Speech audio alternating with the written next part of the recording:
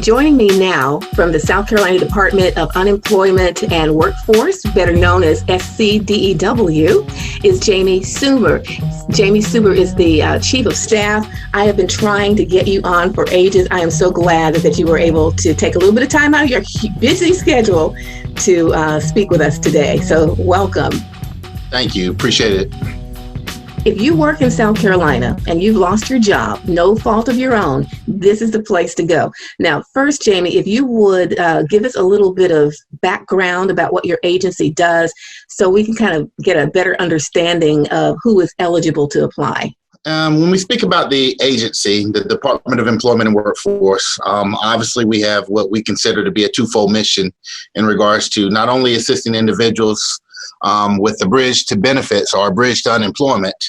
We also help with employers and job seekers in regards to their responsibilities in regards to helping individuals find employment and reemployment opportunities. So we have the unique opportunity of standing in the middle between those that have been unemployed as well as those that are looking for their employment opportunity. Let's rewind for a moment and look just a bit before COVID-19. Talk to us a little bit about your operating with normal complaints, then transitioning to the COVID complaints. And then tell us, how quickly did you realize that the COVID-19 event was going to be unlike anything your agency has ever seen? So when we go back to early March and we think about the initial claims level and the number of initial claims coming into the unemployment system, we were averaging around 2,000 claims on a weekly basis. Within 2 weeks from that time period, they had jumped well over 30,000. That's how quickly the initial claims volume went up here in South Carolina. So from that moment, we understood that the wave that was coming was unlike anything we've ever experienced here in this state. So we really started to have a great deal of alarm in regards to how we would respond and what we'd be needing to do to ensure that we can serve those that were truly in need. Did you have the manpower to handle all those claims coming in? That kind of goes back to the makeup of the agency and looking at how we, serving primarily as a federally funded agency, the way that we're organized and the way that we receive our money or our funding is countercyclical. So when the economy is doing well, we're very small and we're very lean. And when the economy starts to worsen or do bad, there's a need for our services, we receive additional funding. So as you can imagine, in early March, we were at record lows in regards to the number of individuals receiving unemployment. So we were very small. Matter of fact, I think our call center only had close to 50 dedicated representatives. So we really started thinking about how we cross-train our staff, how we gain additional resources to try to satisfy the demand that was being felt on the unemployment system. So obviously we had to make real-time decisions rather quickly to try and adjust to the influx of claims coming into the unemployment system. I know it's been a very frustrating process for claimants. I know I was one of them, so it's been very frustrating, especially the initial ones. But the question here is that even though you've been through some scrutiny over wait times and processing times, are you still experiencing this? And what would you like people to know? So I think recently, and I'd say recently being over the last 30 to 45 days, we've seen a significant decline in the hold and the wait times associated with our call center. However, we do know that some individuals still need really detailed assistance. And depending on what their needs are, it may take longer for them to receive assistance due to the fact that we don't have as many specialized representatives to satisfy their needs. But we have seen a tremendous drop in the wait times. Individuals are truly being satisfied through the contact center, through the call center, but they're also getting satisfaction through other mechanisms, whether it be social media, our website postings, our FAQs, PDF tutorials. We have a great deal of resources that we've made available to those that are seeking additional information. So when it goes back to having the right number or having long wait times, we've seen a drastic decline. And so the extra $600 that was coming in from the federal government, that has ended. But does that end your unemployment status as far as still receiving your weekly benefits? So you're talking about the federal pandemic unemployment compensation, which is the additional $600 added to the individual's weekly benefit amount. So if an individual has been approved for UI, they still were receiving the additional $600, which did end on July 25th. Oh, 25th, okay. So going forward, that individual, if they still have weeks to claim and are still in the same unemployment situation, they will receive their weekly benefit amount minus the additional $600. For example, if you were receiving a weekly benefit amount of $200 and then you added the additional $600 to that, you have become accustomed to receiving $800 on a weekly basis. Now going forward, that $600 will no longer be there, and you will go back to receiving the $200. What determines the length of being in unemployment? Okay, so you have a few specific programs that are taking place right now due to the CARES Act provisions. So ultimately, being unemployed is state unemployment insurance or your regular UI. So those individuals that are under UI have up to 20 weeks of eligibility. So that's the first program. Everybody. 20 weeks. If you've been found eligible for unemployment or UI, 20 weeks.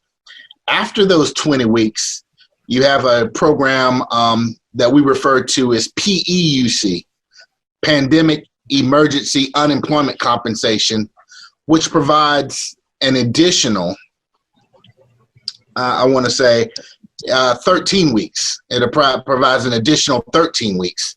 And then following the PEUC, we have what we call extended benefits. And that's something that we recently rolled out, which provides an individual with an additional 16 weeks.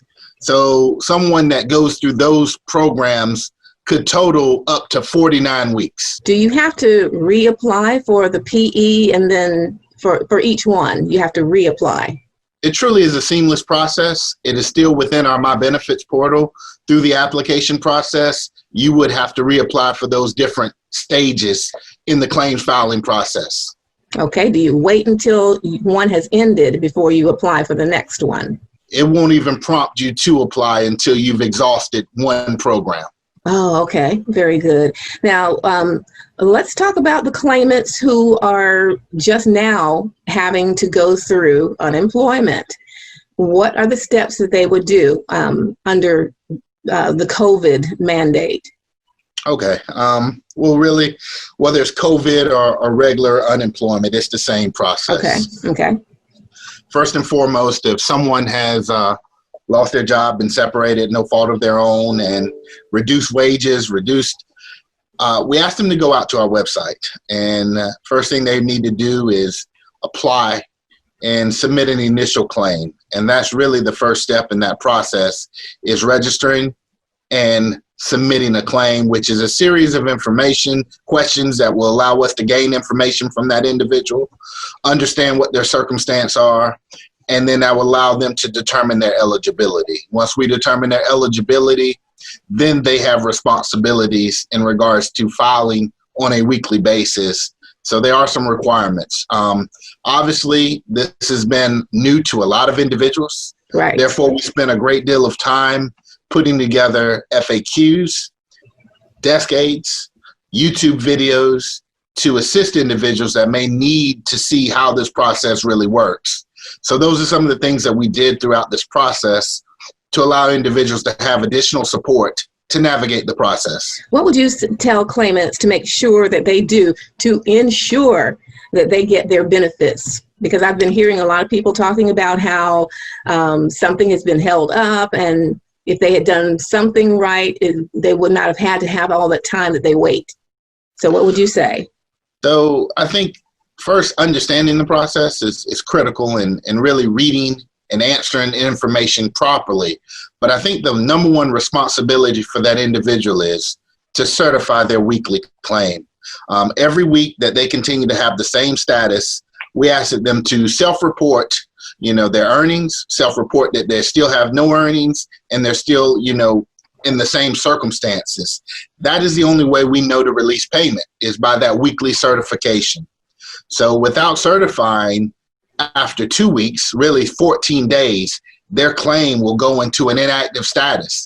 and they'd have to talk to us to reactivate their claim. So certifying each week is something that's critical in the unemployment process. Let me ask you about the person who has been furloughed by a company because of COVID-19, but then they decide that they're not going to reinstate that position. They've already decided that they are eliminating that position, which means now you have been terminated. So what happens to that person? Do you lose your unemployment benefits that way and have to reapply? It's still the same. It's still the same. If they, sometimes you have individuals that are filing for a specific period of time.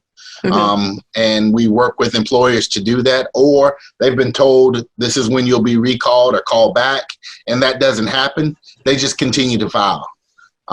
That's not going to change the process for that individual. So normally if you've been found eligible and your circumstance does not change back where you get called back to work and you earn again, you just continue to file those weeks. Right. But if they don't call you back and they already know that they're not going to bring you back. It's a separation. It's still no fault of their own.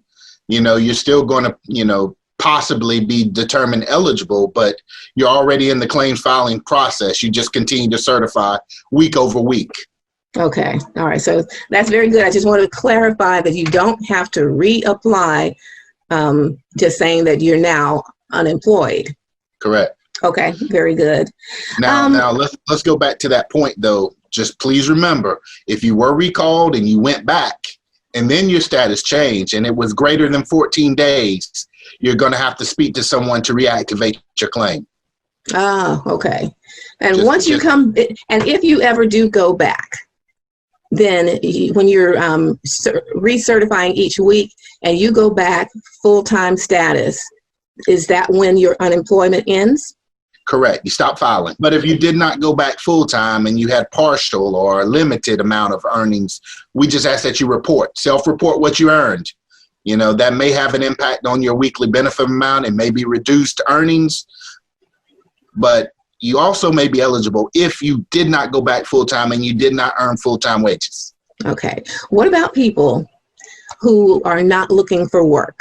I know that you've probably had a lot of calls about, well, why should I even go out looking for a job when I'm getting money in?